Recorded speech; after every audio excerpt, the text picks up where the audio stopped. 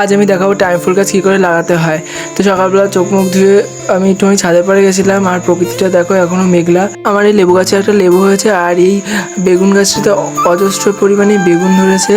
সেটা আমি আগের একটা ব্লগেও তোমাদের দেখিয়েছিলাম। আর আমার কাঠগোলাপ গাছে কয়েকটা কাঠগোলাপ ফুল ফুটেছে। আর এই ফুল গাছগুলোতে আগের মতন ফুল হয় না বলে আমি নতুন করে আবার গাছ বসাচ্ছি। আর এই টবটার মধ্যে গাছগুলো বসাবো বলে টবটা নিয়ে নিয়েছি। আর এখান থেকে এখন শাবল দিয়ে মাটিগুলো খুঁড়ে নিচ্ছি। এবারে এই মাটিগুলোকে নিয়ে আমার ওই টব আছে, ওই টবের ভিতরে ভরে নেবো, যাতে টবটা খালি না থাকে। সেইভাবে আমি ভরে নেবো টবটাকে। ভালো করে মাটিগুলোকে ভালো করে চেপে চেপে ভরে নিতে হবে মাটিটা, যাতে টবের কোনো জায়গা একটু ফাঁকা না থাকে। আর আগে গাছের থেকে কয়েকটা ডাল নিয়ে নিয়েছি। এই যে এই ডালগুলো এখন আমি বসাবো। এই ডালগুলো বসানো একদম পুরো ইজি। প্রথমে আঙুল দিয়ে মাটিতে গর্ত করতে হবে, তারপরে ডালটা পুঁত দিলেই হয়ে যাবে। আমার গাছ লাগানো হয়ে গেছে বলে গাছের উপর দিয়ে একটু জল দিয়ে দিচ্ছি।